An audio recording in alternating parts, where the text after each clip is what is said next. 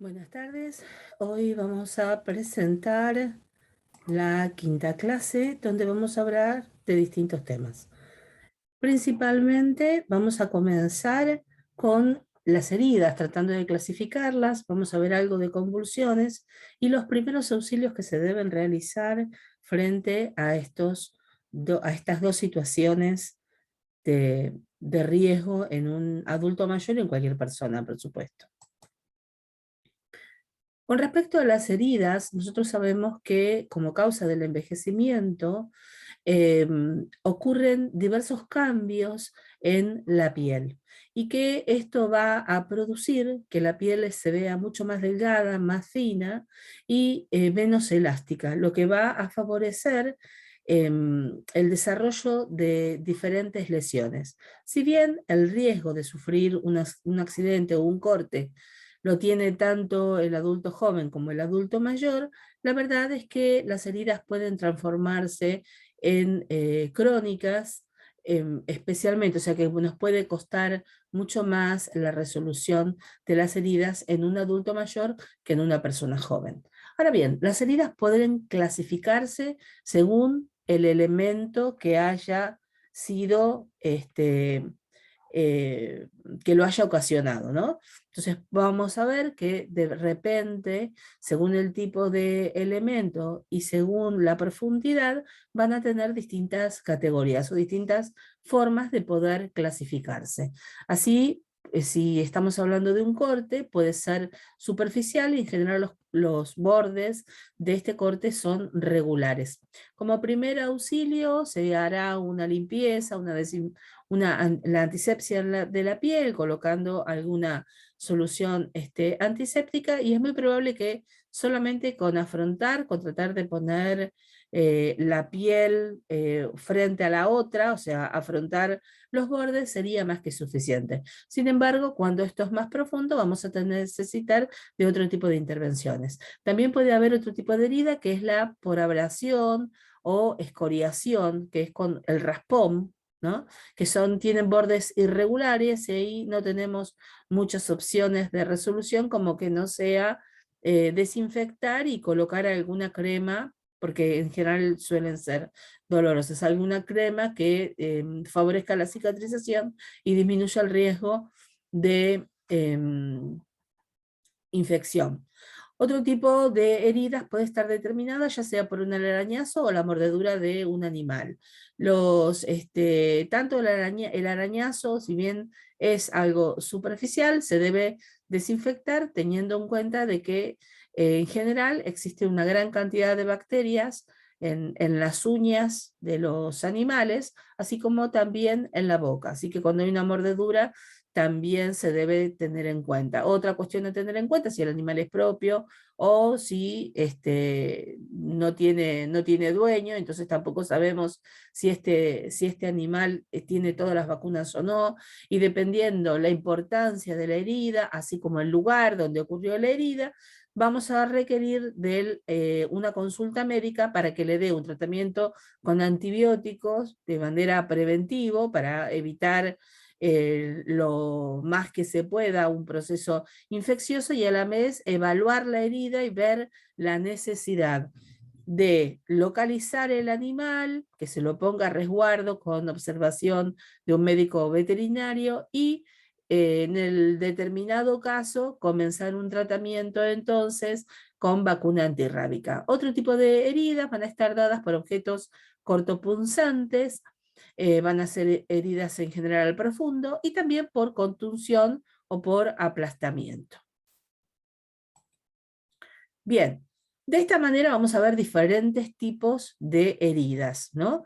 Desde profundas hasta más superficiales, dependiendo de los objetos con los cuales hayan ocurrido estas heridas. Pero también se pueden clasificar de acuerdo al compromiso que tengamos de los vasos sanguíneos. Cuando la herida sangra muy poquita, que con mucha lentitud empieza a aparecer la gota, decimos de que esta herida comprometió un capilar, es decir, un vaso muy finito, una vena en general, pero muy finita, que se llaman capilares. Cuando la presencia de sangre es un poco más importante, podemos decir de que comprometió una vena. Pero cuando la sangre es roja brillante y sale a chorros, decimos que el compromiso es arterial y por lo tanto se requiere de intervención médica urgente. Es una emergencia, porque la persona va a perder mucha cantidad de sangre en muy poco tiempo. Entonces, el ideal es que con algún elemento estéril o limpio apoye sobre la herida y presione con fuerza para evitar que sangre tanto, mientras pedimos ayuda a la ambulancia. Es decir, entonces, que dependiendo del tipo de tejido que atraviese, cuál de las capas de la piel está atravesando, o las capas, mejor dicho, las capas de la piel y las capas que continúan está atravesando, vamos a decir que una herida es superficial cuando esté comprometiendo especialmente la epidermis, la dermis y lo que tiene que ver con el tejido graso. Pero a medida que nosotros trasvasamos esto que se denomina aponeurosis, que es una membrana, una capa protectora que recubre a los músculos.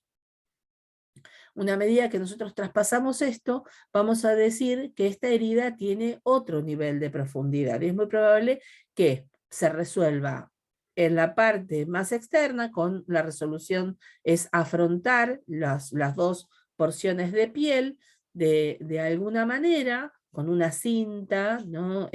O con la gotita en algunos de los casos, y cuanto más profunda es, se va a requerir de puntos o de algún otro tipo de intervención, o inclusive una cirugía, ¿no? O sea, va a ser profunda cuando ya estemos cercano al hueso, en los miembros superiores e inferiores, o cercano a las vísceras en la zona abdominal. Ahí vamos a estar hablando de una herida profunda. Ahora bien, es importante para nosotros tener en cuenta principalmente que antes de hacer cualquier tipo de intervención, vamos a tener que proceder al lavado de manos. O sea, lo primero que vamos a tener que hacer es tener nuestras manos limpias. Y en la medida de lo posible, si se puede contar con guantes, para protegernos mucho mejor. Vamos a compartir un video que nos habla sobre la técnica de la higiene.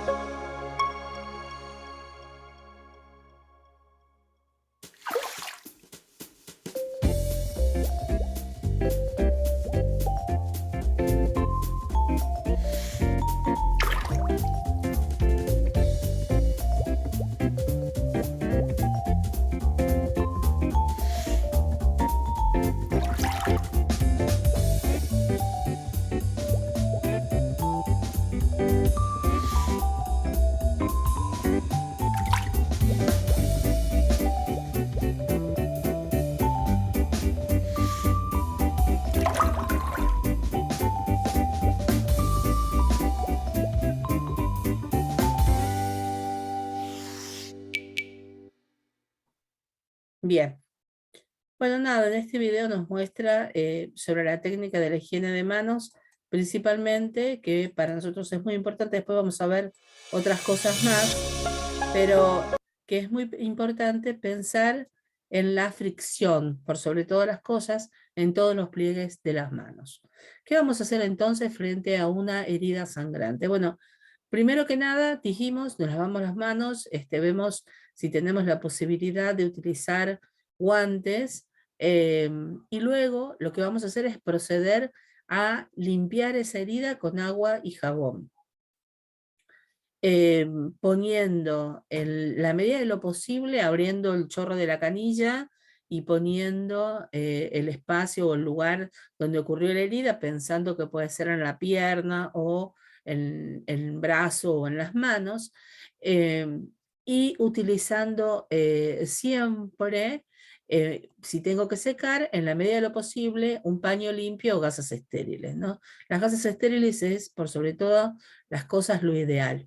Si yo no tengo a mano una canilla, puedo utilizar también y si es que tengo un suero fisiológico para poder hacer la limpieza de la piel. Lo importante de todo es dejar correr de alguna manera el agua, la solución fisiológica por encima de la herida para poder retirar todos los residuos o la suciedad que puede estar visible. Si es que la herida se fue ocasionada con un elemento y ese elemento quedó clavado, la verdad es que esto no se puede retirar. Hay que dejarlo como está y vemos cuál es la resolución que toma el médico de la emergencia cuando trata al paciente, pero nosotros no lo retiramos, queda donde está. Lo que podemos hacer es limpiar con alguna solución antiséptica, no utilizar alcohol porque el alcohol reseca y termina complicando la situación. Entonces, lo más importante es higienizar la herida, si puedo contar con jabón bien y si no, no importa, aunque sea con agua, para que retire los residuos y la suciedad. La suciedad, si encontramos algún elemento que quedó clavado, no retirarlo, porque vamos a aumentar el trauma, vamos a aumentar la herida y vamos a aumentar el riesgo, y utilizar en la medida de lo que se pueda alguna solución antiséptica mientras esperamos que venga la ambulancia. Importante proteger la herida de alguna manera, con una gasa, con un apósito, con un vendaje, ver si está sangrando. Si yo presiono la herida, teóricamente debe disminuir el sangrado.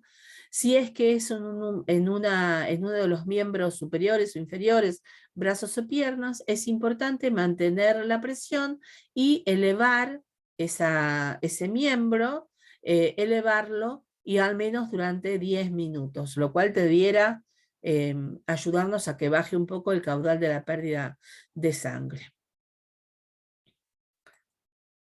Que vamos a necesitar sí o sí ayuda médica. Cuando el sangrado no se pueda controlar, no nos podemos detener. Por eso es importante tener en cuenta el tipo de sangrado. Si yo veo sangre roja brillante saliendo a chorro, es inmediato. O sea, yo necesito ayuda médica ya urgente. No puedo esperar. Ahora bien,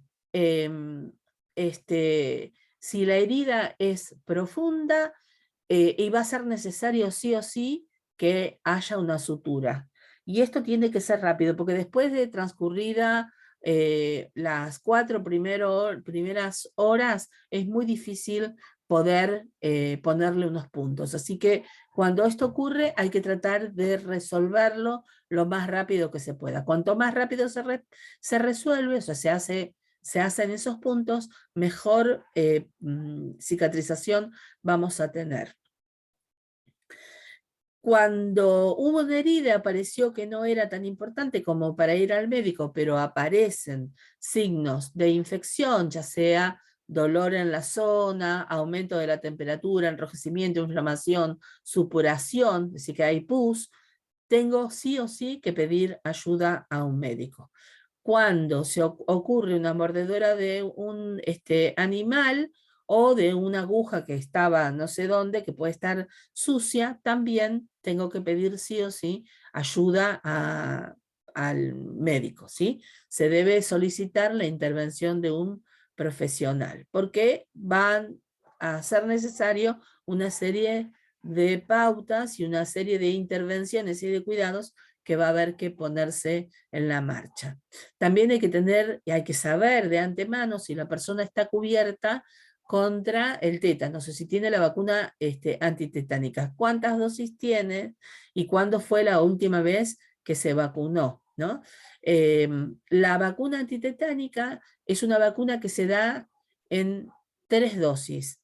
Una dosis al mes se da la segunda dosis y al año se da la dosis de refuerzo. Ese esquema completo de 3 dosis dura aproximadamente 10 años. La mayoría de las personas están vacunadas contra el tétano, pero se van perdiendo las defensas y los anticuerpos si se supera este periodo de 10 años y no se colocó ningún refuerzo. Así que esto debemos conocerlo del paciente que tenemos a nuestro cuidado. Bueno, cuando no hay proceso de cicatrización, ¿no? cuando el tamaño de la lesión es importante, cuando podemos ver tejido subcutáneo, vemos la grasa, ¿no? O vemos el músculo, o vemos el hueso, obviamente es una herida profunda. Cuando afecta a las articulaciones, a las manos, los pies, los ojos, los genitales, cuando penetra una cavidad, teniendo en cuenta que puede causar una lesión. Cuando tiene un cuerpo extraño, que dijimos que no lo retirábamos, lo dejábamos ahí y pedíamos ayuda médica. Cuando la herida se sufre en las piernas y a la vez esta persona tiene un problema, tiene una insuficiencia venosa o tiene algún tipo de problemas con la circulación. Si la persona es diabética o tiene alguna, sí, en general porque es diabética, ¿no? La neuropatía en general se relaciona con esto, o tiene otro tipo de enfermedad, vamos a necesitar ver a un médico. Y si la persona está en tratamiento con un corticoide o con un anticoagulante, cosa que la mayoría de los adultos mayores tienen como tratamiento, es necesario solicitar ayuda médica, hacer una consulta sobre el accidente para ver qué medidas se deben tomar. Bueno, ahora vamos a ver un video para ver cómo se resuelve estas situaciones de una herida. A ver si vamos a ver, compartir el sonido. Perfecto, ahí vamos.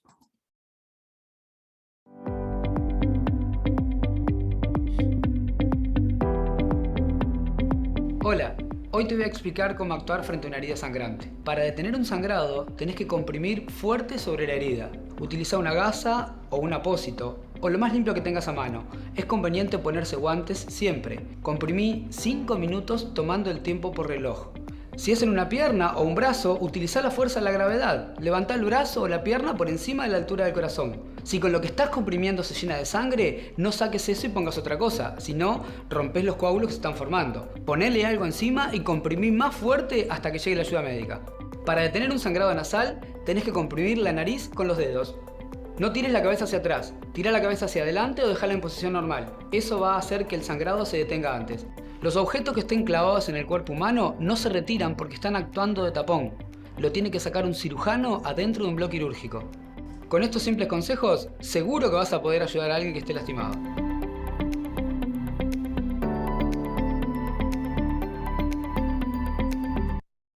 Bueno, el video es bastante claro también, ¿no? Principalmente sobre las medidas que hay que tomar. Y ahora vamos a pasar al tema de las convulsiones. ¿Qué son las convulsiones? Bueno, las convulsiones son movimientos que ocurren, el paciente queda inconsciente y su cuerpo puede presentarse de dos maneras, o con movimientos, sacudidas, o puede ponerse rígido como una tabla, ¿no? O sea, pueden ser clónicas cuando ocurre que se sacude, ¿no? Este temblor de la convulsión, o será tónica cuando quede duro como si fuese una piedra, queda rígido, como que los músculos se contraen. En general ocurren de una manera súbita y están relacionados con la actividad del cerebro. La mayoría de las personas, especialmente los adultos mayores, si es que tienen historias de epilepsia, ya lo conocemos con anticipación, ¿no? O sea que tenemos que estar preparados para ello. Estará en la historia clínica. Vamos a ver un video sobre cuáles son las medidas a tomar con respecto a las convulsiones.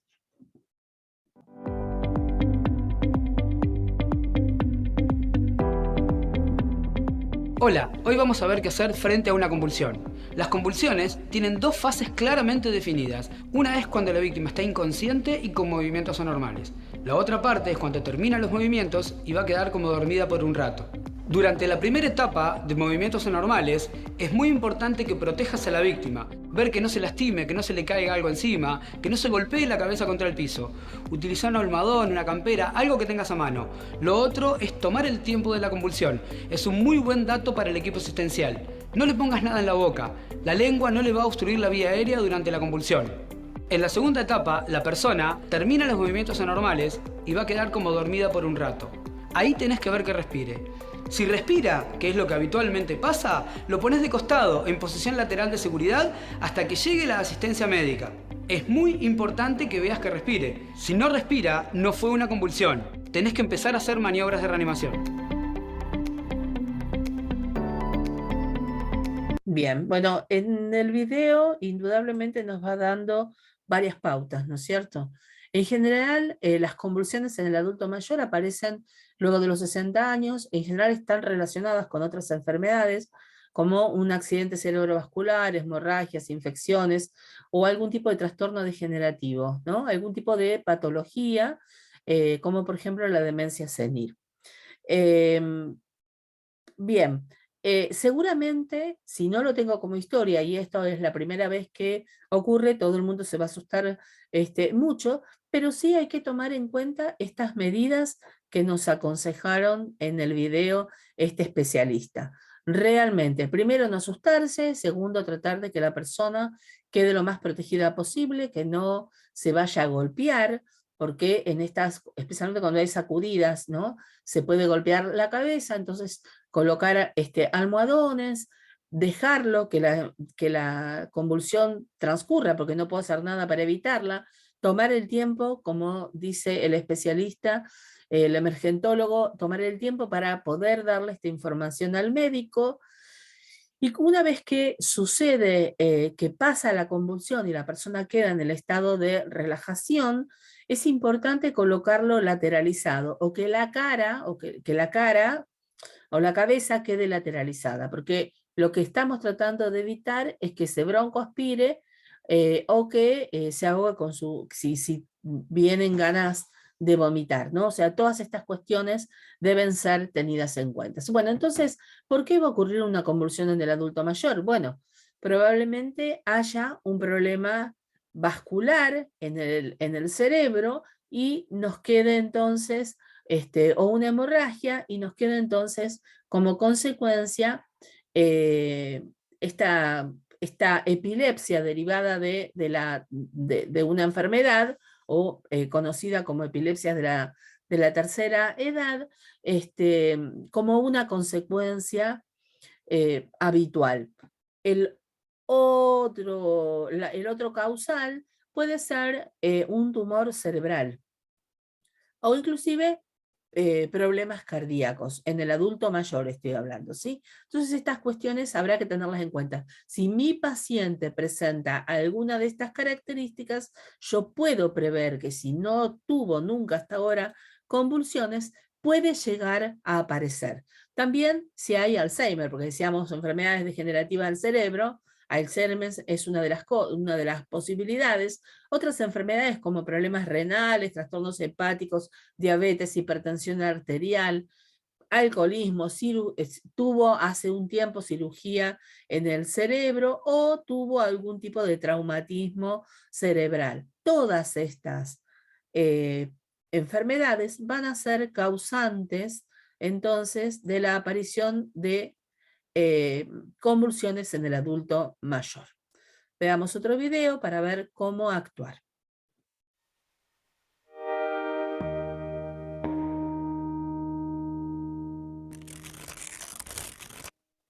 Las convulsiones son contracciones involuntarias y repetitivas de los músculos. Las causas pueden ser varias: bajada de azúcar, lesiones cerebrales, algunas enfermedades como la epilepsia o la ingestión de ciertos tóxicos.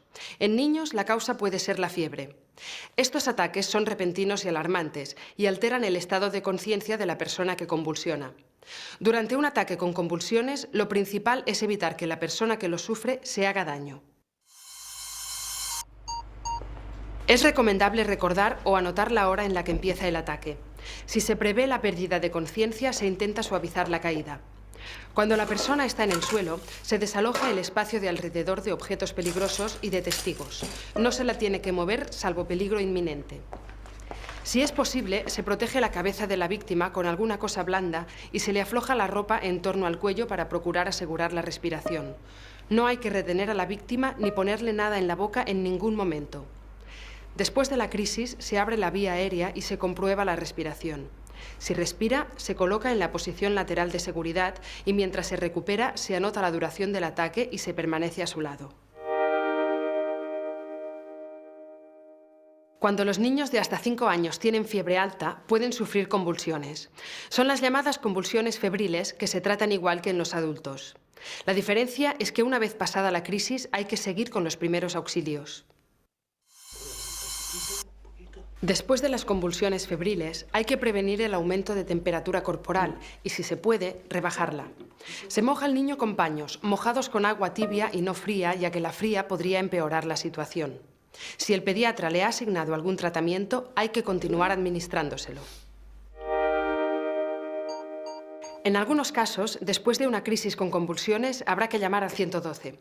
Estas situaciones son las siguientes. Cuando la víctima queda inconsciente más de 10 minutos. Si después de 5 minutos las convulsiones no se detienen. Cuando es la primera crisis que sufre la persona o ya ha tenido varias el mismo día. Si la víctima no sabe por qué razón ha podido sufrir el ataque. Y siempre que hayan sido convulsiones no febriles en un niño. Ante un ataque de convulsiones, es importante anotar los tiempos de duración para saber si hay que llamar al 112. Si se presencia la caída, se intenta suavizar y se despeja el espacio del entorno. Si se puede, se protege la cabeza y se aflojan las piezas de alrededor del cuello. Después del ataque, se coloca en posición lateral de seguridad y cuando recupere la conciencia, se controla su estado. Si son convulsiones febriles, hay que bajar la temperatura en agua tibia, no fría.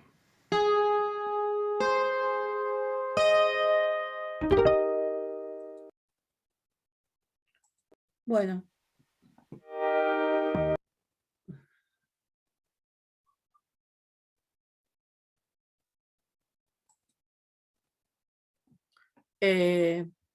Yo creo que el video fue lo suficientemente claro como para explicarnos cuáles son las medidas inmediatas que se deben tomar frente a un evento de una convulsión. Quiero compartir con ustedes para terminar un video que nos va a mostrar no solamente la técnica de higiene de manos, sino también los momentos, para después poder ponerlo juntos. Espero que lo puedan escuchar, realmente es muy lindo.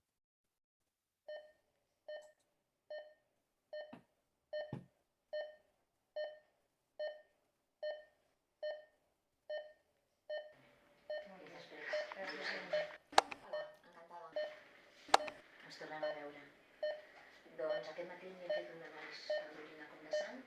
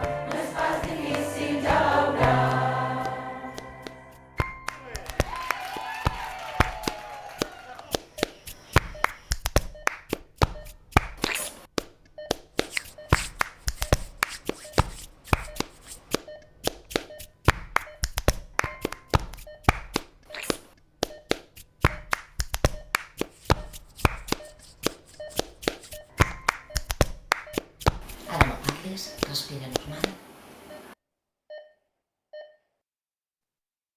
Bueno, falta realmente muy poco para el 5 de mayo, que es el Día Internacional de la Higiene de Manos en los Trabajadores de Salud.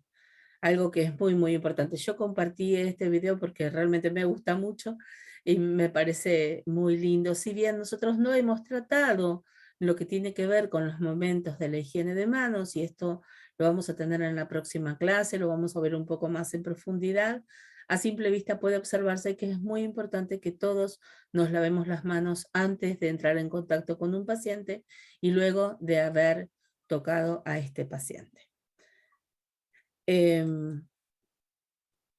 Por ahora, hasta acá llegamos y esto es todo lo que vamos a tratar en esta clase. Así que muchas gracias y espero que les haya gustado.